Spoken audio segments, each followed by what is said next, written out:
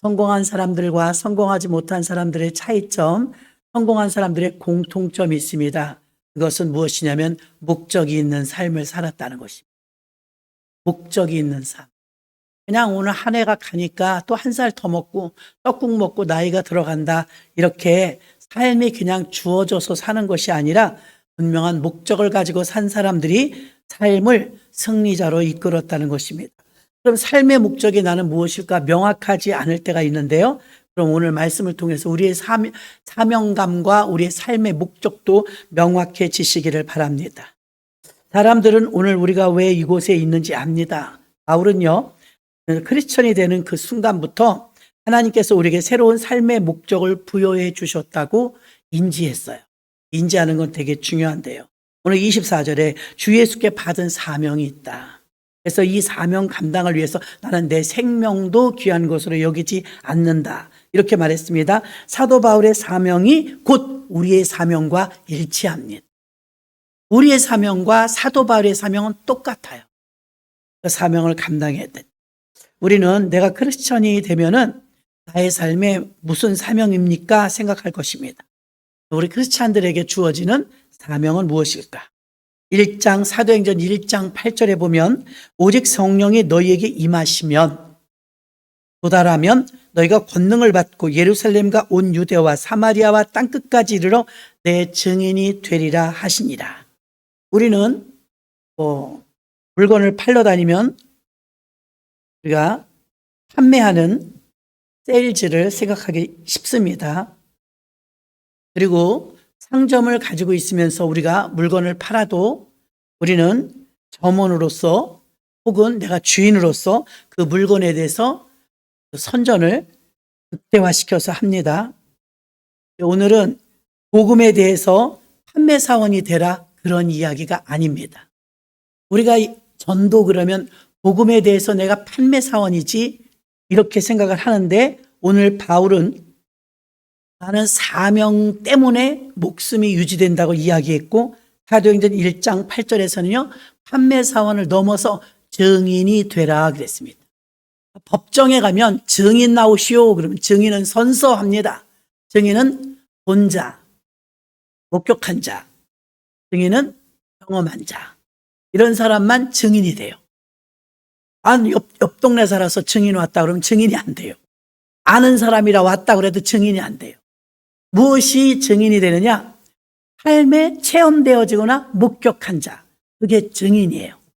주님은 우리에게 세일즈 하듯이 복음을 판매하는 자리에 전도지를 나눠주는 거에 그치는 것이 아니라 여러분의 삶을 통해서 여러분들 자체가 좀 더 고급화되어진 증인에까지 도달하기를 원하십니다. 증인. 땅끝까지 이르러 너희들은 나의 증인이 될 것이다 라고 말씀했습니다. 우리는 예수 그리스도를 위한 복음 판매원이 아닙니다. 우리는 바로 증인이 되는 것입니다. 증인을 말하고 있는 것인데 증인이란 개인의 경험이나 증거, 본 것 그대로 증거하는 것이죠. 그래서 여러분들이 증인이란 말, 나의 이 증인이란 말에 밑줄을 그어야 할 것입니다.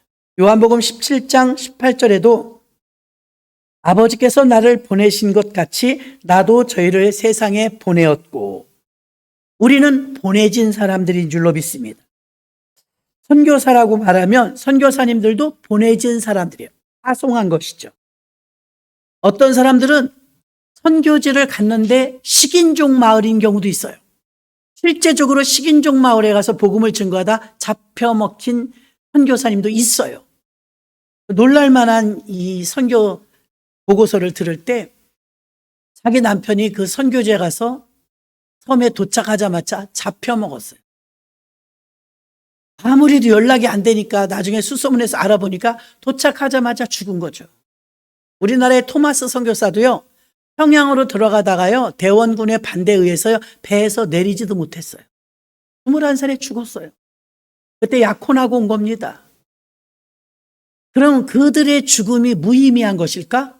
뻥끗도 못했단 말이에요. 땅에 발을 디디고 장날 장바닥에 가서 예수 믿고 구원받으세요. 한 번도 못했단 말이에요. 근데 우리는 지금 토마스 선교사를 알잖아요. 토마스 선교사 때문에 복음이 평양 쪽으로 일찍 들어오게 되었다는 것도 알게 되었잖아요. 그러니까 식인종 마을에 가는 그 선교사님이 잡혀 먹었지만 나중에 이게 대역전이 일어나는데요. 그의 아들과 그의 아내가 거길 또 가요. 진짜 눈물 없이 못 보겠더라고. 어차피 바쳐진 목숨이니까 남편이 못다 이룬 걸 이루겠다. 그 섬에 또 갔다가 죽을 줄 알았잖아. 그러니까 도대체 사진을 보여주면서 식인종들하고 이야기하니까 자기들이 죽인 사람이거든. 또 왔다는 거예요. 어찌 되었든 그들의 그 담대한 믿음으로 인해서 그 섬 지역이 얼마나 아름다운 열매를 맺었는지 100% 구원받았습니다. 100%. 희생이라는 미랄의 썩어짐이 없이 복음의 부흥은 없어요. 대한민국도요, 초기 기독교 한국 교회사를 공부해 보면요, 많이 죽었어요. 많이 고통당했고요. 그런데 그 핏값이 대한민국에, 그래서 캄보디아 선교사님 그러잖아요. 한국에서만 신앙생활 하다가 캄보디아에 갔더니 폭발적인 부흥, 목숨을 거는 그런 사명감, 이런 거를 찾아볼 수가 없어요. 더운 나라는 조금 느슨한 것도 있어요. 제일 추울 때가 겨울인데 23도, 24도. 그때 내복 입어요. 너무 웃기더라고요. 춥대, 23도가. 습관이 그렇게 돼서 그렇죠? 그런데 이 선교사님이 답답한 거예요. 왜 이렇게 열정이 안 일어날까? 근데 결과는 지금 굉장히 좋죠. 그 프레이빙 교회가 150명이나 출석을 할 정도로 부흥해서 여러분에게도 한번 보내드렸을 거예요. 선교 편지가 가끔 와요. 그러면 굉장히 부흥하고 있거든요. 전에 한번 가보니까 또 하나의 교회에서 교회 3개를 하고 계시는데요.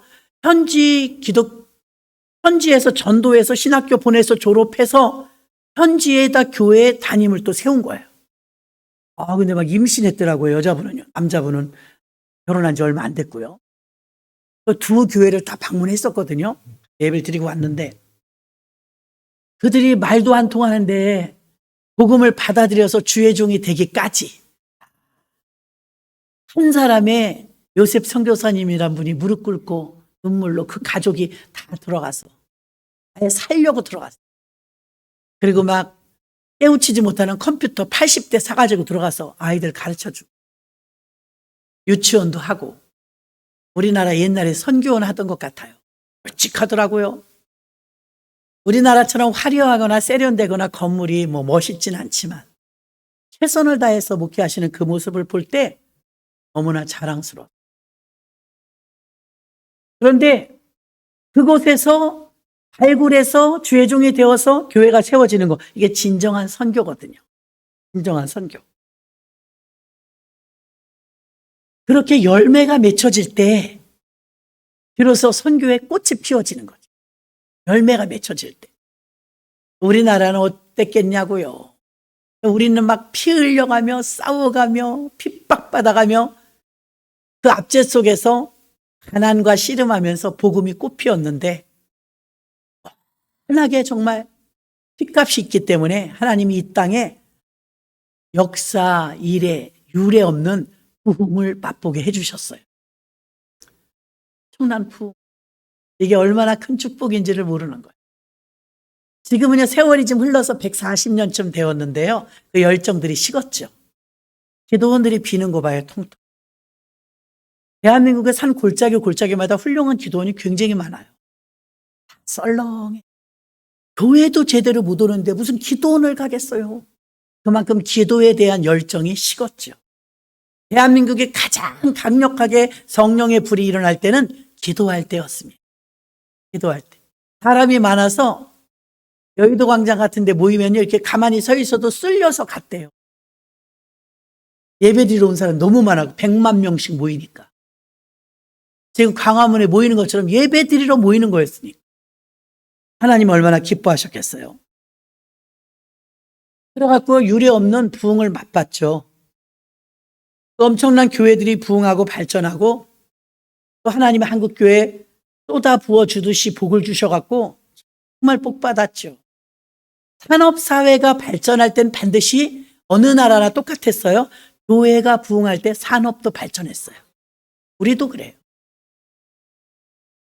교회를 핍박하고 교회를 문 닫고 교회를 억압하잖아요. 나라가 쫄딱 망해요.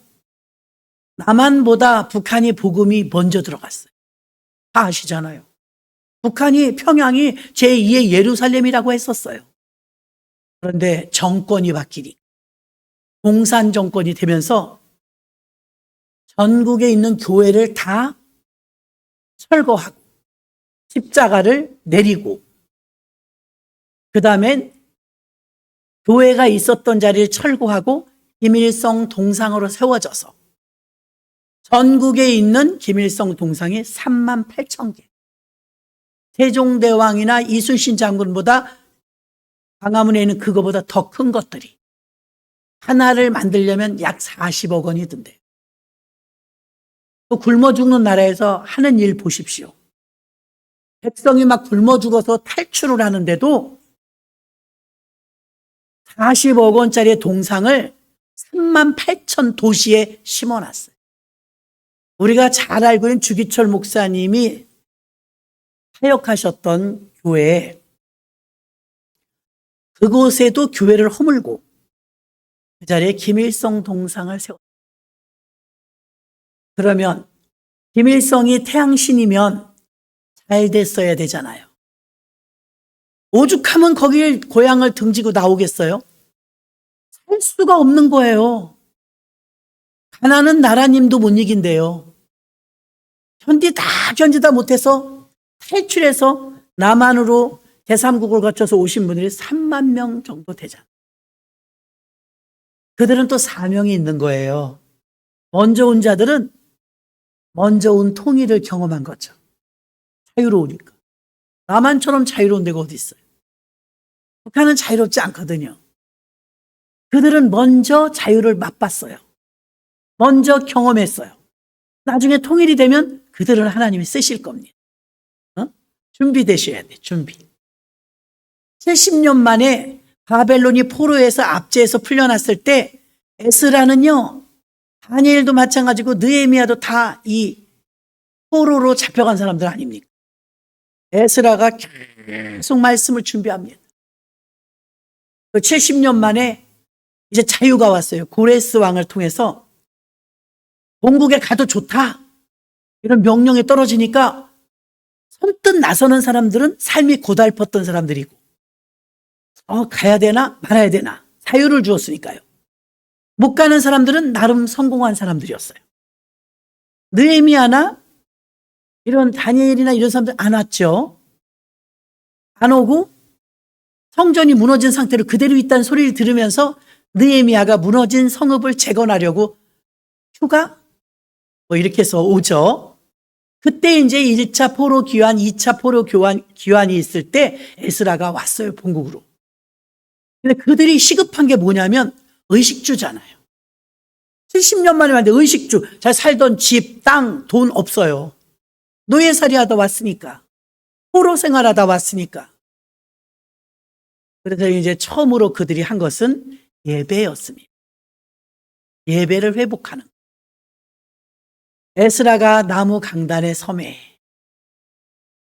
하나님의 율법책을 낭독하고 율법책을 듣는 이스라엘 백성들이 아멘, 아멘 하면서 눈물을 흘렸더라. 70년 만에 예배를 드리는 거예요. 오늘 우리 장로님 3개월 만에 예배를 드리잖아요.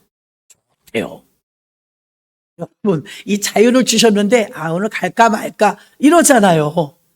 근데 이제 한번 어려움을 겪어보면 오고 싶어도 못 오는 경우가 되면 교회가 그리워지는 거예요.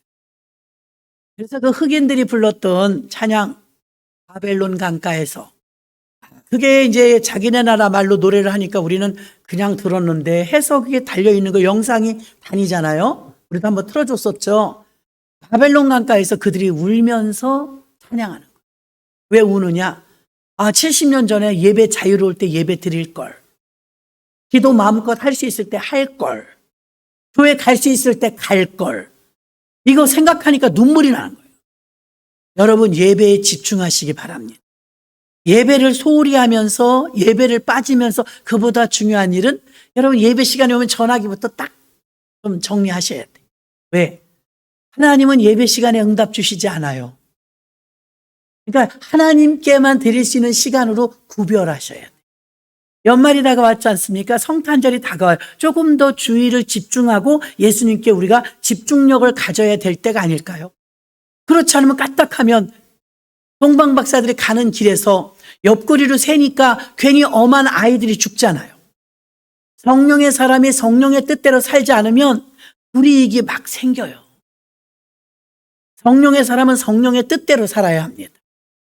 그래 이익이 막 생겨요. 축복을 받아요. 그래서 자기 생각으로 거의 다 왔으니까 하루만 더 있었어도 내가 도착했을 텐데 이 동네인 것 같은데 땅이 밝아져 갖고 별빛이 끝쳤네? 궁금한 거예요. 마음이 조급증이 생긴 거예요. 고속도로 통계를 봐도요. 도로상에서 나는 사고보다요. 거의 다 와서 도착해서 나는 사고가 훨씬 많대요. 주의 집중이 산만해진 거예요. 긴장이 풀어진 거죠. 동방박사도 그랬던 것 같아요. 우리도 그걸 거울 삼아야 돼요. 흥청망청하다가 성탄절을 보내면 의미 없이 보내고 마는 거예요. 그런데 거의 다 왔는데 딱 날이 밝으니까 답답해, 궁금해. 아우, 해가 떴네. 별빛을 보고 가야 되는데 답답하네. 옆에서 이제 인간적인 머리가 돌아갑니다. 왕이 태어나면 왕궁에서 나지 않겠어? 그렇지. 왕궁을 찾아가면 될 거 아니야. 왕이 태어나시는데 당연히 왕의 자식이겠지. 그렇겠지? 그 나라 실정도 모르면서 별이 가르쳐 준 대로 2,000km를 왔는데 다 와가지고 이제 왕궁을 찾아가요. 낮에. 하루만 기다리면 되는데. 어떻게 왔소? 먼 곳 동방에서 온 천문학자들입니다. 무슨 일이요?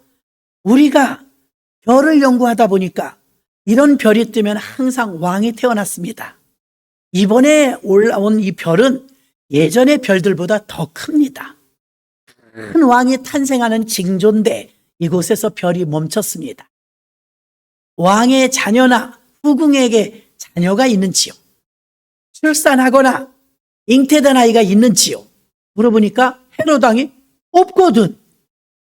궁중 안에 지금 임신한 부인이나 후궁이 없거든요. 바꿔서 생각합니다. 반란이다. 누가 왕이 내가 왕인데 이건 반란이야. 그렇게 생각할 수 있잖아요. 그래서 자기 마음을 속이면서 말합니다. 그래요. 그렇게 위대한 별이 여기 있었어요. 속에 발톱을 숨기고 어떤 놈인지 찾아내야 된다. 그렇다면 동방박사들께서 만나시면 반드시 저에게도 알려주세요. 이 궁궐엔 지금 없습니다. 이 사람들을 놔줘야 찾을 거 아니에요. 순수한 동방박사는 그러지요. 알겠습니다. 하루면 될 겁니다. 하루. 그리고 정말 하루 만에 찾았지요. 그 황금과 유황과 몰약을 아기 예수께 드리고 경배하고 자는 듯 마는 듯 어디선가 경야하는데 꿈을 꾸죠. 깜짝 놀랐어요. 천사가 말합니다. 동방박사들에게 너희는 헤롯의 궁궐에 들러서 이 보고를 하지 말아라. 그의 생명을 앗으려는 자다. 그러므로 너희들 갈 길로 그냥 가라. 이 지시하심을 주신 거예요. 하나님이. 어휴, 큰일 날 뻔했네. 큰일 날 뻔했어 하면서 왕궁에 들르지 않고 그냥 가버렸어요. 거기까지 끝이에요. 거기까지 그들의 사명이었어요. 문제는 그 다음에 일어났죠. 헤롯이 하루를 기다려도 이틀을 기다려도 동방박사들이 안 와. 아, 도망갔구나. 너 봐라. 이 인근 일대에서 6개월 이하에 태어난 모든 아이들 호구조사해서 남자아이들 다 데려와라. 날벼락이 떨어진 거예요. 애기 엄마들이 태어난 남자 아기들을 다 뺏긴 거예요. 제가 가서 카타콤에서 봤다고 그랬죠? 그 애기 목을 땡강땡강 잘라갖고 불 속에 집어넣은 뼈가 산더미예요. 어느 수도원에 있어요. 지하에. 그 아이들은 괜히 죽은 거예요. 누구 때문에요? 동방 박사들 때문에. 성령의 사람이 별빛만 보고 가야 되는데 인본주의가 섞이는 순간 문제가 생기는 거예요. 문제가. 만약에 동방 박사들이 궁궐을 들리지 않았더라면 2만 명의 아기들은 죽을 필요가 없었어요.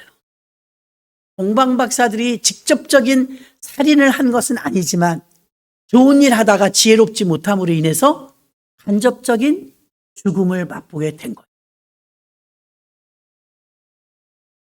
엘리사 시대에도 보면 엘리사가 갑절의 능력을 달라고 구했더니 갑절의 능력을 주셔가지고 엘리야 스승님일 때는 신학생들이 50명이라고 성경에 나와요.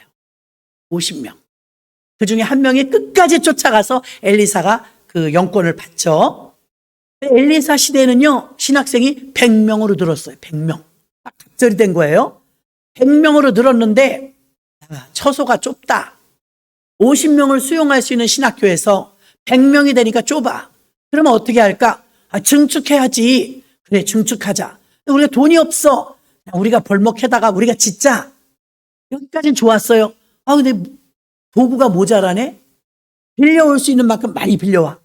그래서 도끼를 빌려왔잖아요. 많이 빌려왔겠죠? 근데 그 빌린 것 중에 한 사람이 도끼를 가지고 나무를 팡팡 쳐서 제목을 지금 만드는 거잖아요. 옆에 있는 저수지에 풍덩 빠져버렸네. 여러분 이 도끼가 네 도끼냐?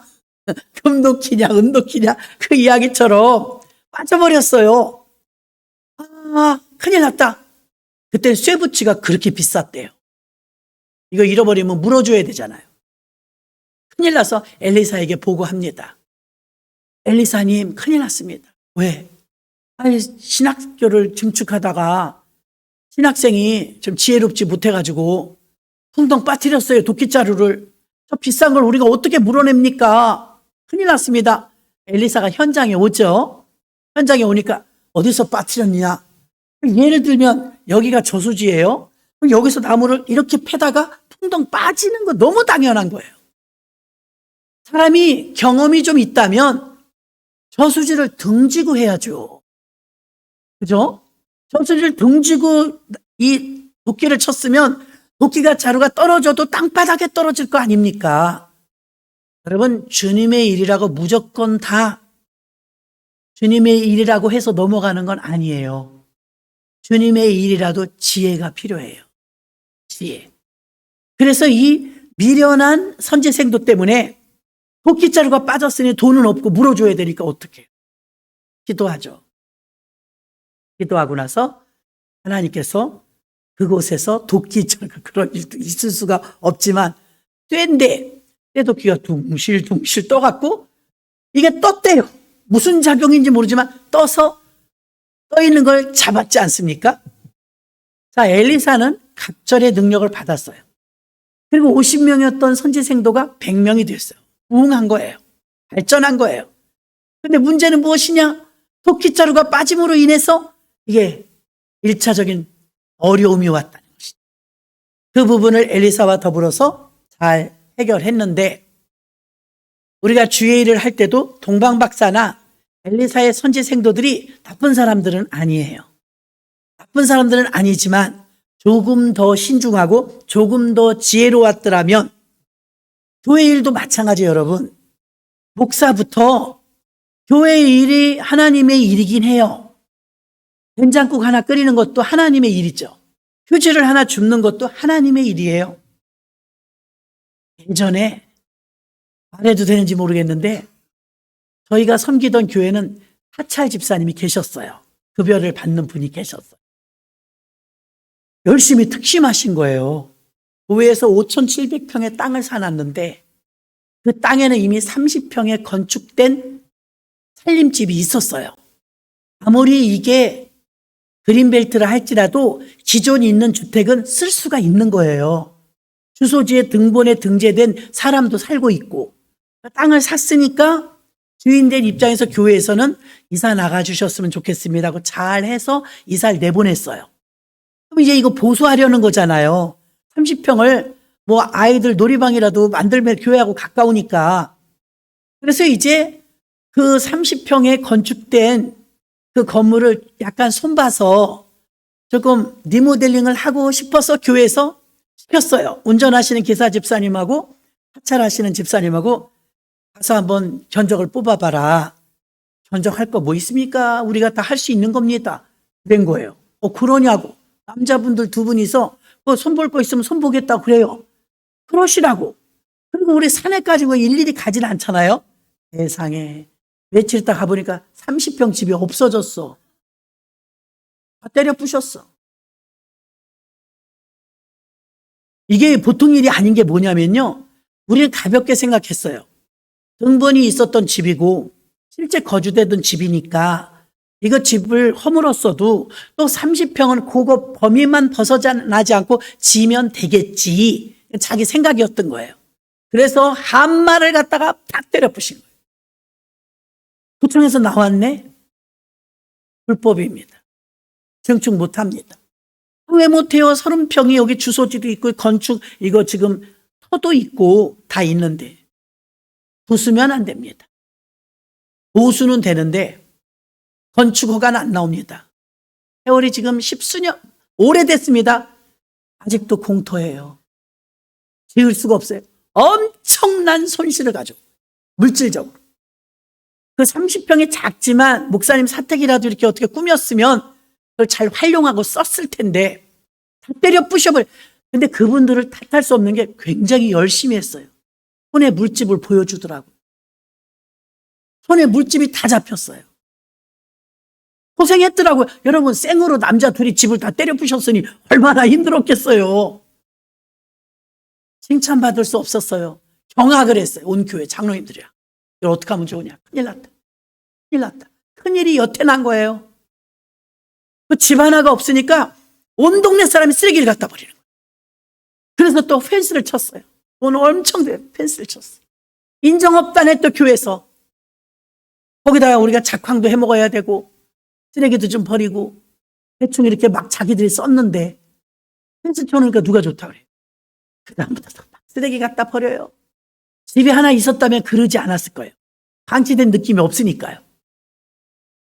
그 집에서 이사 나간 사람이 배터리 집을 했거든요. 동네에 있어요. 우리 집 날라갔네.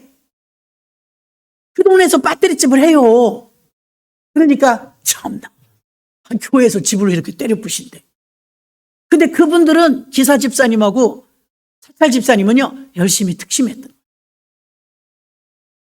그분들 쳐다보면 짠해. 정말 물집이 다 잡혔다니까요. 맨날 며칠을 그거 부수느라고 고생하고 누구 하나 따뜻한 말 하나 해주나요? 밥 한 끼를 사줬나요? 그냥 자기들이 열심으로 다 부셔버렸어. 그리고 다시는 지을 수 없었어요. 건축법이 그렇대요. 지금도 기가 막혀요. 가보면 땅은 덩그러니 있는데 집이 있어요. 그걸 근거 삼아서 이렇게 또 조금씩 넓히고 지을 수가 있는데 아예 씨를 말려버린 거예요. 우리가 주의 일을 할 때 지혜는 너무나 필요한 거예요. 지혜. 동방박사들 누가 나쁘다고 손가락질해요. 2000km 나왔는데. 동방박사들은요 성실했어요. 손잡을 게 없었어요. 단 하나. 하루만 기다리면 될 걸. 왕궁에 찾아간 그 잘못된 걸음 때문에 죄 없는 아이들이 죽었다는 사실. 엘리사의 신학생이 도끼를 가지고 뒤돌아서서만 도끼질을 했어도 물에 빠지진 않았을 텐데 물에 빠져버렸어요. 그래서 우리도 모르는 사이에 하나님 우리가 우매하게 일하지 않게 해주시고 지혜롭게 일하게 하여 주옵소서. 선한 도구로 쓰임받게 하여 주옵소서. 하나님께 하나님의 사랑을 받고 은혜가 충만하면 마리아를 보세요. 옥합을 깨서 예수님의 발에 부어드렸어요. 사람들은 말했습니다. 왜 허비해?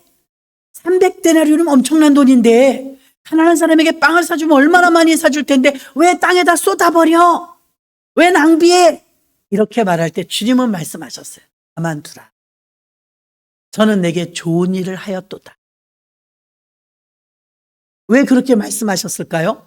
제자들도 눈치를 못 채는데 이 여자도 알고 한 건 아니에요. 그냥 주님을 사랑하는 마음. 7 귀신이 들렸다 귀신 쫓아내 주셔서 새 생명을 얻게 해주신 예수 그리스도의 그 사랑에 눈물로 주님 앞에 자기 긴 머리카락으로 향유를 뿌려서 닦아드렸던 거예요. 아까울 게 없었어요. 주님께 드리는 게 아까울 게 없었어요. 자, 주님을 향한 사랑이 발동하니까 그가 예수님이 죽으시고 3일 만에 부활하신다 이런 거 몰라요. 신학적인 거 몰라요. 그냥 주님을 사랑해요. 주님의 은혜가 크니까 사랑한 것 뿐인데 주님이 뭐라고 그러세요? 내 장례를 준비했다. 적자는 위로가 된 거예요. 아무것도 모르는 3년만을 따라다녀도 눈치도 채지 못하는 제자들에 비하면 그 여인의 헌신과 희생은 주님의 마음을 흡족하게 했다 이 말입니다. 그래서 이렇게 말합니다. 앞으로 복음이 전해지는 어느 곳에서든 이 여자에게도 같이 하라. 주님이 그렇게 큰 위로가 되었다는 거예요. 자, 우리가 모르지만 여러분 예수님을 사랑하면 돼요. 예수님을 사랑하잖아요. 그러면 이 여인처럼 막달라 마리아처럼 신학적인 것을 모르고 돈의 가치랑 뭐 계산해서 300데나리온 이런 건 안 따져도 주님을 향한 자기의 마음이 이게 더 비싼 거라도 아까울 게 없었던 거예요. 그 진심 어린 사랑이 예수님의 죽음을 예비한 장래의 예비적인 행위가 되었다 이 말입니다. 그래서 지금도 예수님을 사랑하면 아프리카의 지역에 가서 식인종에게 남편이 잡혀먹었는데 그쪽은 쳐다보고 싶지도 않을 텐데 어떻게 부인과 아들이 거길 또 가요. 정신이에요. 치를 떨 텐데 기어코 그곳에 가서 그들을 설득하며 그들의 언어를 배우고 들어가서 그 부인과 그 아들 선교사가 그 섬 전체를 100% 구원시키고 그들을 회개시켜서 우리가 몰라서 그렇게 죽였다고. 정말 미안하다고. 예수님의 사랑이 그들에게 전달되었는데 주님을 사랑하는 마음과 남편을 사랑하는 마음이 없었다면 거기 또 갔겠어요? 재혼하지. 거기 또 가서 그 아프리카의 섬 지역을 다 예수 믿고 구원받게 만드는 엄청난 열매는 식인종에게 잡혀먹힌 하나의 미랄이 썩어진 첫 번째 도착한 남편과 함께 갔던 선교사 2분입니다. 헬기에서 내려서 뭐 어째서 우여곡절 속에 도착했지만 복음 한번 전해보지 못하고 죽었어요. 토마스 선교사님도 복음 한번 전하지 못하고 죽으면서 불화살이 막 대원군이 보낸 군졸들에 의해서 배가 이제 불타서 죽게 생겼어요. 그때 급한 마음에 토마스 선교사님이 성경책을 꺼내요. 한 장 한 장 찢는 거예요. 찢어서 낙동강에요. 강물에 하나하나 보내면서 하나님 조선 땅에 복음이 흘러 들어가게 하옵소서. 나는 비록 다 감당하지 못하고 가지만 이 조선 땅을 기억하소서. 이 조선 땅에 복음이 반드시 들어가게 해주옵소서 하면서 자기의 보물 같았던 성경책을 한 장 한 장 찢으면서 결국은 그는 거기서 죽었어요. 여러분 그런 희생과 아픔 속에 우리나라의 복음이 이렇게 꽃피어진 거예요.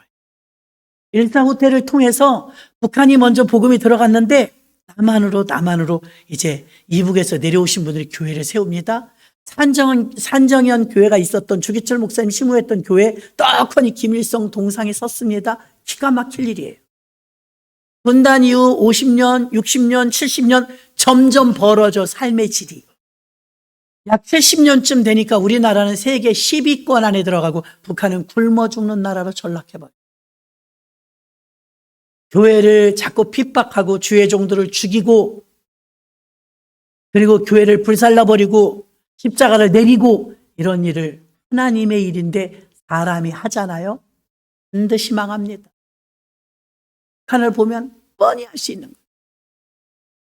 지금도 많은 나라들이 미개해서 복음을 못 들어오게 하고 복음이 들어가면 부셔버려요. 주의 종들을 막 불질러 죽여버려요. 기름가마에 태워 죽이기도 합니다. 가족을 산채로 벗기기도 합니다. 그런 고통이 지구촌 어디에선가 지금도 이루어지고 있다는 거예요. 여러분들이 이렇게 마음껏 예수 믿고 자유를 누리면서 교회에 올 수 있는 거, 이거 큰 축복인 줄로 믿습니다. 어느 날 우리에게 지금 우리나라도 자유롭지 못합니다. 막 어려운 일, 막 목사님들 잡아가는 일들이 지금 막 비일비재합니다. 언제까지 우리에게 이런 자유가 있을지는 모릅니다만 하나님께서 우리에게 자유를 주신 한 마음껏 예수를 믿고 교회 와도 좋다는데 여러분들이 게으르고 나태하고 믿음이 없어서 못 오다가 바벨론 강가에서 눈물을 흘리며 그때가 좋았노라고 울부짖었던 이스라엘 백성들과 같은 모습은 되지 말아야 될 줄로 믿습니다.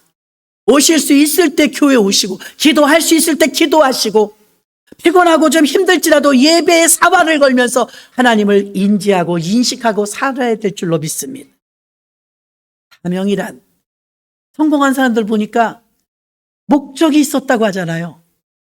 교회 그냥 나는 다니는 거지 난 사명 없어. 주의 종들이나 사명 있지 이렇게 생각하십니까? 땅끝까지 이르러 내 증인들의 이 증인에 대한 사명은요 우리 모두의 사명이고 바울에게만 있는 사명이 아니라 우리에게도 있는 사명입니다. 내 문제가 급급하다 보니까 복음이나 주님의 일엔 등한시돼요. 여러분이 하나님이라면 예수님을 변호하며 예수님을 위해서 사는 사람을 보면 그 마음과 눈이 가지 않겠어요? 마음과 눈이 가죠. 엊그제 다윗이 100일 됐다고 어머니 아버지 다녀오셨잖아요. 저는 아이들 운동회 때 가보면요 그놈이 그놈 같아요. 다 똑같아. 천군 백군 못 찾겠는 거예요. 기가 막혀요. 금방 찾아요. 그 많은 아이들 속에서요 자기 자식은 금방 찾아요. 그 놀라워요. 한 번은 우리 자식이 아니고 남의 자식 운동회를 갔었어요. 근데 그 엄마가 금방 찾더라고요. 저기 있네 이래요. 어디. 하물며 인간인 우리도 그 많은 똑같이 막 콩을 쏟아놓은 것 같은 연변장에서 찾겠냐고요. 근데 막 눈을 부릅뜨고 찾으니까 자기 자식을 금방 찾아내. 하나님은 여러분 안에 이미 좌정하고 계세요. 찾는 정도가 아니라 찜이야 찜. 너는 내 것이라 지명하여 불렀나니. 와. 우리는 불 가운데 지날 때도 있고 물 가운데 지날 때도 있지만 내가 너를 지명하여 불렀나니 너는 내 것이라. 이 믿음이 확고하게 있으면 흔들리지 않습니다. 하나님이 나를 버리셨나 봐. 나는 안 사랑하시나 봐. 그런 사람은 없어요. 하나님은 우리 모두를 사랑하십니다. 사명이 중요한 이유는요. 여러분도 들어보셨겠지만 사명자는 죽지 않는다. 사명자는 죽지 않는다. 사명감 때문에. 사명이 없으면 이유가 별로 없어요. 명백하진 않아요. 왜 살아야 하는지. 한나라는 여인은요. 아기를 하나 주세요 하는데 이미 하나님께 딜을 해요. 딜. 하나님 나에게 아들을 주시면 하나님께 바치겠나이다. 분명했습니다. 그러면서 아들이 생겼죠? 하나님께 바쳤어요. 약속을 지켰어요. 왜? 우리 인간의 마음은 약속 지키기가 쉽지 않아요. 근데 한나는 약속을 지켰어요. 로마서 10장 13절로 14절에 보니까 누구든지 주의 이름을 부르는 자는 구원을 얻으리라.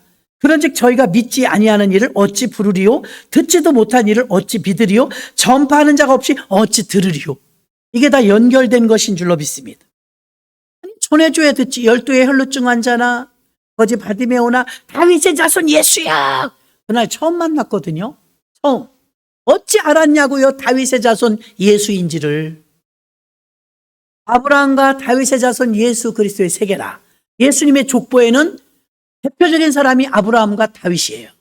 그 족보를 타고 내려왔거든요. 인간적인 족보. 아브라함과 다윗의 자손 예수 그리스도의 세계라. 그러니까 이거를 거지 바디메오가 벌써 안 거예요. 다윗의 자손 예수여 이렇게 분명히 말하잖아요. 다윗의 자손 예수여 불러오라. 소경이 왔습니다. 내가 너에게 무엇하여 주기를 원하느냐? 주여, 내가 지금 눈을 떠서 내 앞에 계신 주를 보기를 원하나이다. 보고 싶다. 예수님을 보고 싶다. 그 시로 바디메오의 눈이 떠진 줄로 믿습니다. 인생이 바뀐 것입니다. 누가 바디메오에게 예수 만나면 병 고친다고 전해줬을까요? 성경은 비밀리에 하고 있습니다. 그러나 그가 분명하게 말했어요. 다윗의 자손 예수요. 다윗의 자손 예수라고 누군가가 알려준 거예요. 그게 여러분이어야 해요. 꼭 우리 교회가 아니라도 하나님 나라의 숫자가 늘어나면 괜찮아요. 여러분, 그래서 다윗의 자손 예수여, 12의 혈루증 환자가 예수님의 옷자락에 손을 잡고 스로보니게 여인이 떡 부스락이라도 줬사오니 우리 딸을 고쳐주옵소서, 이분이 고칠 수 있다는 믿음이 있으니까 매달렸던 것처럼 어떻게 그들은 알았을까? 그날 처음 만났는데. 여러분, 처음 만난 분에게 깊은 얘기해요? 난 안 해요. 이렇게 보니까 전철에서 만난 사람이 신사야. 신사 양반, 내 얘기 좀 들어봐요. 내 과거 다 얘기해요? 이상한 사람이죠. 처음 만난 사람한테 내 얘기 안 하지요. 그래, 너무 정확하게 알죠. 다윗의 자손 예수요. 다윗의 족보인 것도 알았고요. 예수란 이름도 알았어요. 누가 알려줬을까? 그것은 바로 여러분과 같은 무명의 전도자가 알려준 거예요. 열매가 언제 맺힐지는 모르지만 예수님 만나면 문제 해결됩니다. 예수님 만나면 치료받습니다. 라고 들은 줄로 믿습니다. 미국 사람들을 대상으로 조사를 했어요. 100명 중에 한 조지 갤럽이라는 조사에서요, 매년마다 조사를 하는데 미국 사람들 종교에 대해서 의견을 조사하는데요, 올해 미국 사람들 중에 4%만 비종교인이라고 했대요. 96%가 기독교인이라는 말은 아니에요. 놀라운 사실이 있어요. 96%가 난 종교인이야 했으면서 다 교회 나오냐? 그러진 않았어요. 근데 왜 이렇게 대답을 했느냐? 오직 100명 중에 4명만이 나는 관심 없어요. 기독교 관심 없어요. 예수 몰라요. 이렇게 말했고 96%는 하나님을 다 알더래요. 그리고 미국 사람들 중에 77%가 성경은 하나님 말씀이라고 대답했대요. 77%가 바이블을 보여주면 이거 뭡니까? 하나님 말씀이잖아요. 이렇게 대답했다는 거예요. 교회는 지금 출석 안 할지라도. 그리고 미국 사람들 중에 71%가 당신 죽으면 지옥과 천국을 믿습니까? 71%가 믿는데. 우리나라보다는 출발이 틀리기 때문에 믿음이 좋아요. 71%는 어마어마한 인구가 있지. 내세 있지. 죽음 이후에 지옥과 천국 있지. 이렇게 대답한 사람이 71%예요. 또 미국 중에서도요, 캘리포니아 주에 사는 사람들은 더 이게 복음화율이 높았더라고요. 79%가 영원한 삶이 있습니다. 이렇게 돼요. 영원한 삶. 대단하죠. 수치가 79%면 거의 80%인데 미국 사람들 80%가 죽음 이후에 다른 세계가 있다고 고백했다는 거예요. 그래서 1978년도에는 78%가 예수님이 하나님의 아들이라고 말했는데 10년이 지난 뒤에 수치가 증가해서 84%가 하나님의 아들이 예수님입니다라고 대답했다는 거예요. 복음이 더 올라갔다는 거죠. 그래서 우리 주변에는 예비적 크리스찬이 너무 많다는 거예요. 예비적 크리스찬. 우리나라 통계는 이래요. 10명에게 복음을 증거하면 거부하는 사람들도 있지만 긍정의 사람이 30%가 나왔어요. 다음에 갈게요. 믿고 싶긴 해요. 언젠간 갈 겁니다. 이렇게 긍정으로 대답한 사람이 30%래요. 미국보다는 월등히 떨어지지만 그래도 아직도 가능성은 30%나 있다는 거예요. 비크리스천들에게 우리 먼저 믿은 자들이 다가가서 복음을 전하지 않으니까 문제지, 복음을 전하면 지금도 10명 중에 3명은 온다는 거예요. 전도를 해야 된다는 거죠. 그리고 미국 사람들의 그 81%가 죄에 대한 최후의 심판이 있다라고 대답을 했다는 거예요. 미국은 잡지들이 굉장히 성행하는데 우리는 옛날에는 잡지들 많이 봤는데 요즘은 잡지 잘 안 보는 것 같아요. 미국의 잡지들은 굉장히 많이 활성화가 되어 있는데요. 거기 라이프 매거진이라는 그 잡지에서 여객기 안에서 비행기 타고 그러면 잡지를 줘요. 잡지 같은 데 보면 우리는 기독교에 대한 그 다큐라든가 이런 그 잡지에 실리는 경우 거의 없어요. 우리나라는. 미국은 많대요. 제일 많이 읽는 독자들이 기독교계의 그 칼럼이라는 거예요. 그래서 여객기 안에서 주는 잡지를 보니까 여객기 안에서 발견한 하나님, 이런 책이 있는 거예요. 그런 걸 읽어요, 미국 국민들이. 그리고 또 다른 잡지는 불타는 지옥, 이런 제목을 우리나라에서는 못 내놓지 않습니까? 이건 기독교가, 이거 우리 기독교만 있는 기독교 서적에는 있어요. 그래, 일반인들에게 이런 거를 전철 타면서 준다? 이거 이해가 안 되잖아. 근데 거기는 그래요. 불타는 지옥. 또 다른 기사는 타임 매거진에서는요, 기록적인 수의 미국 사람들은 지옥에 대하여 믿고 있다, 이런 걸 다루는 거예요. 우리나라의 81%가 지옥을 알고 있다. 하나님의 아들이 예수라는 걸 인정한다. 이런 게 잡지에 실리는 거예요. 잡지에. 그리고 제목이 참 기가 막힙니다. 악마는 존재하는가? 이게 칼럼이에요. 또 나쁜 일은 그냥 일어날까? 제목이 이래요. 누가 성경을 썼나? 우리는 관심도 없는 이런 스토리를요, 잡지를 그냥 미용실에 앉아서 여객기 타서 보는 잡지에 이런 걸 다룬다는 거예요. 제일 많이 읽는 게 그런 부분이라는 거예요. 시사보다도. 그리고 이제 오늘의 본문의 내용은 한 절밖에 되지 않지만 제가 준비하다 보니까 밤을 새워도 분량이 많아갖고요, 다음 주에 한 번 더 해야 되겠다 해서 다른 내용들도 지금 조금 한 것인데요. 오늘 제목이 일터에서의 사명이니까 여러분 일터가 있는 분들은 들으십시오. 기독교인은 일터에서 무슨 사명을 감당할까? 첫째, 일의 질을 높여주세요. 여러분 기독교인이 있는 일터에서는요, 일의 질을 높여주세요. 할 수 있지요. 할 수 있어요. 내가 격리를 보든, 내가 운전을 하든, 내가 판매를 하든, 여러분이 있는 그 일터에선 여러분이 질을 높이라는 거예요. 그래서 어떤 분은 미국에 무작정 상경을 했는데 정비소에서 근무하게 됐대요. 화장실이 쓰레기장이더래. 휴지가 넘쳐서 산이고. 근데 업무들이 바쁘다 보니까 그걸 청소부를 따로 써주진 않더래요, 회사에서. 돈이 들어가니까. 이 사람이 결심을 했대, 입사 첫날부터. 화장실은 내가 맡자. 내가 출퇴근하는 회사니까 기분 되게 나쁘다. 아침에 출근해서 더러운 화장실을 보기가 역겹다. 나 하나 희생하면 전 직원이 편하지 않겠는가. 30분 일찍 출근했대요. 미국에 가서. 돈 벌러 간 거지만 미국은요, 한 10분도 페이 더 주지 않으면 일 안 해요. 문화가 그래요. 그런데 30분을 자기가 드리기로 한 거, 매일. 매일 아침 30분 일찍 와서 화장실을 청소하자. 사람들이 이제 며칠 지나니까 알아보잖아. 이상한데? 왜 화장실이 이렇게 깨끗하지? 이거 우리 화장실이 아니야. 왜 이렇게 변신했어? 화장실 왜 이렇게 깨끗해? 사람들이 그냥 입방아를 찍기 시작한 거예요. 누가 치는 거야? 몰라. 꼬리가 이러면 밟히잖아요? 사장님 눈에 그게 들은 거예요. 어떤 사람이 출근 시간도 아닌데 열심히 그날 사장님이 나오는데 일을 하더래. 가서 봤더니 화장실을 치우고 있는 거예요. 청소부가 아닌데. 근데 그날은 그냥 지나갔대. 사장님이 그다음부터 눈여겨보기 시작한 거예요. 세월이 흘렀습니다. 세월이 좀 지나면서 무작정 상경해서 미국에 돈 벌러 왔던 한 한국인 남자였지만 크리스찬이었어요. 하루에 30분씩 화장실 청소를 누가 시킨 게 아닌 자기가 했어요. 모두가 행복해진 직장이 되었어요. 모두가 행복하고 청결했어요.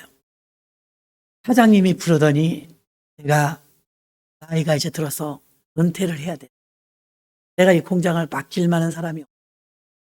내가 오랫동안 당신을 지켜보니 성실하더라.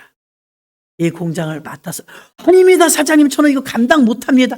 할 수 있다. 화장실 청소를 그렇게 할 정도의 정신이라면, 그 책임감이라면 이 사업체 운영할 수 있다. 요셉도 아니고 일약 그 큰 정비회사의 사장님이 되었대요.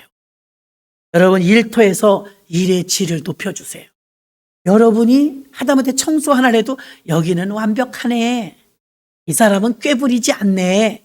이 사람은 농땡이 하지 않네. 이 사람은 지각하지 않네. 이 사람은 완벽하네. 이런 인정을 받으시기를 주의 이름으로 축원합니다.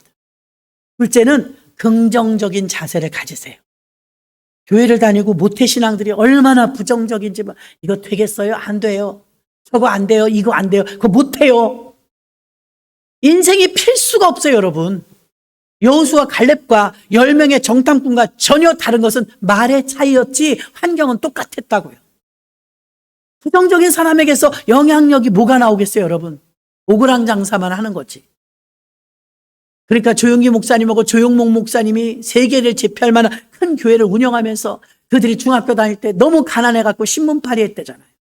신문이요. 어이, 1원인지 10원인지 주고 신문 팔아.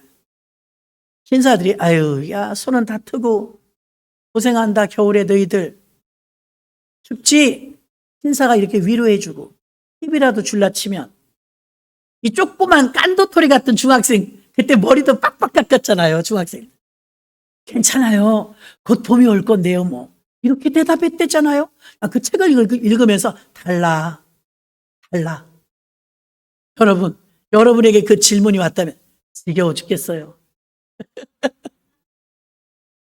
어쩌다 이런 집에 태어나갔고요. 추워 죽겠어요. 살 수가 없어요. 이랬을 텐데 괜찮아요. 곧 봄이 올 텐데요. 여러분, 똑같은 상황 아니에요? 그런 사람들 삶을 보니까 50년, 60년, 70년 뒤에 보니까 완전히 다른 곳에 있더라 이거예요. 아멘. 그래서 일터에서의 사명을 감당할 때 일의 질을 높이시고, 두 번째는 긍정적인 마인드. 어둡고 칙칙하고 부정적인 비꼬는 말 절대 하지 마세요. 남을 비꼬는 말, 부정적인 말. 가끔 목사님 그런 말씀 하세요. 얼마나 이 노동 현장이 힘든지 아세요? 밖에 사는 게 쉽지 않아요. 예, 쉽지 않겠죠. 흘러가는 대로 산다면 크리스찬이라고 할 수 없습니다. 여러분이 소속되어 있는 곳에서 일의 질을 높이시고 긍정적인 자세를 취하시고, 마지막 세 번째는 직장에서도 증인으로 사십시오. 어떤 사람은 7년을 한 직장을 다녔는데 집사인지 몰랐대. 한 번도 입번끝 안 한 거예요. 내가 교회 다닌다는 사람. 7년을 한 직장에서 점심 맨날 같이 먹었는데 교회 다닌 줄을 몰랐대요. 어떤 사람은 동네 장로님인데요. 교회 장로님인 줄 몰랐대요. 왜요? 일부러 자기 좀 교회 데려가라고 빗자루 들고 나왔대. 주일날 아침에 나가기 전에. 그럼 장로님이 아유, 이렇게 일찍 일어나셨군요. 빗자루질 청소하시네. 제가 도와야 되는데 그러지 말고 오늘 우리 교회 같이 갈까요? 갔다 와서 같이 할까? 이러면 그래 줄 알고 계속 알짱알짱 앞에서 나 전도해달라고 빗자루질을 했는데 수고하십니다. 그러고 가더래. 장로님이. 장로님들 수고하십니다. 그러고 가더래요. 사람들은 기다리는 거예요. 자기를 좀 초청해주고 데려가기를. 근데 우리 생각으로 싫어할 거야. 남을 왜 불편하게 해? 예의가 아니지. 우리 관계가 있는데 등등 우리 생각이 가로막을 때가 많다는 거예요. 그래서 미국이라는 나라 과감하게 잡지에 막 이런 칼럼을 기사를 쏟아내도 다 소화하는 거예요. 그러니까 전 국민의 81%가 내세가 있지요. 예수님은 하나님의 아들이지요. 성경은 하나님의 책이에요. 이게 은연중에 전 국민에게 다 교육이 된 거예요. 문화가 그렇게 된 거예요. 그러니까 다윗의 자손 예수여 누군가가 그에게 알려준 거예요. 우리가 이걸 못하고 있는 거예요, 지금. 삶의 현장에서 증인이 되라는 것은 나는 예수 믿는 사람입니다. 힘들고 어려운 사람이 지금 얼마나 많아요? 옛날에는 듣도 보도 못하는 공황장애, 우울증, 폐쇄공포증, 고소공포증. 이름 붙이면 다 돼. 고소공포증, 폐쇄공포증. 많더라고요. 옛날에 이런 거 있지도 않았어요. 내 증상을 물어봤어요. 폐쇄공포증, 고소공포증, 엘리베이터를 못 탄대. 터질 것 같아. 차 운전하고 하다가 이렇게 지하차도를 못 들어간대. 그 지하차도가 자기한테 쏟아져 오는 것 같아. 정신을 못 차리고요. 숨이 안 쉬어진대. 막 이렇게 가쁘대요. 꼭 장난하는 것 같더라고요. 멀쩡했던 사람이 그래요. 얼마나 괴롭겠어요. 이게 다 영적인 고통이거든요. 여러분, 이런 사람 주변에 많아요. 자살하고 싶은 충동을 느끼는 사람. 이거 다 사단의 역사인데요. 많아요. 우리 그리스도인들이 계속 입 다물고 있다면 누가 살려낼 수 있어요? 우리 주변에 이런 사람이 있다는 것은요, 여러분들이 사명을 감당할 수 있는 증인되는 기회인 줄 믿습니다. 여러분이 예수님을 대표하는 사람들이에요. 하나님이 보내준 대사인 줄로 믿습니다. 다음 주에 더 살피고 우리가 증인이 되려면 삶이 똑바라야 돼요. 회사에서 제일 늦게 오고 제일 일찍 간다. 땡이에요, 땡. 일의 능률이 분량을 제일 많이 낸다. 땡이에요, 땡. 뺀질뺀질하고 남에게는 짐을 지우고 자기는 좀 수월하게 간다. 땡이에요, 땡. 거꾸로 하셔야 됩니다. 기독교는 세상과 반대로 가요. 너무 야가 빠지는 게 좋지 않아요. 여러분, 알면서도 모르면서도 내가 조금 더 희생한다. 세상에 아무리 발벗고 뛰어도 미국에 호럴단신 가갖고 그 기업체 사장 될 수 있는 길이 없는데 화장실 청소한 것밖에 없는, 그건 할 수 있는 거였거든요. 그게 성실하게 했더니 사장님 눈에 들어서 그 큰 정비 회사를 맡게 되었다고 하잖아요. 여러분, 우리는 하나님께서 일터에 우리를 내놨는데 마음이 턱 놓여야 돼. 일터에 내놨는데 마음이 불안해 막. 아유, 잘리면 어떡하나. 아유, 저거 또 욕먹으면 어떡하나. 그런 사람이 되어서는 안 될 줄로 믿습니다. 무슨 일이든 저 사람이 하면 이거 돼. 저 사람이면 이 일은 해결돼. 이런 인정을 받고 저 사람이 맡은 파트 거기는 완벽해. 이렇게 인정을 받는 그리스도인들이 되어야 될 줄로 믿습니다. 저 사람을 믿을 수 없어. 저 사람은 언제 또 빠질지 몰라. 붕해 간다고 안 왔대. 등등. 여러분, 우리가 그리스도인들로서 일터에서 오히려 마이너스를 내는 사람이 얼마나 많은지 몰라요. 지금은 추수하는 것이 문제가 아니라 추수할 사람이 없어. 추수 때가 되었는데 추수할 사람이 없어. 오늘 제목과 같이 일터에서 또 가정에서 여러분이 사명 감당 잘 하시되 그 사명이 나의 목적이야. 예수 전하는 게 나의 목적이야. 그 외에는 다 부업이야. 그리고 사도 바울과 같은 마인드가 있다면 사도 바울의 이 목적의식이 오늘날 우리들도 동일해야 될 줄로 믿습니다. 오늘 말씀을 생각하시면서 통성으로 하나님 나에게도 사명감을 주옵소서. 주여 일창하시고 통성으로 기도합니다. 주여!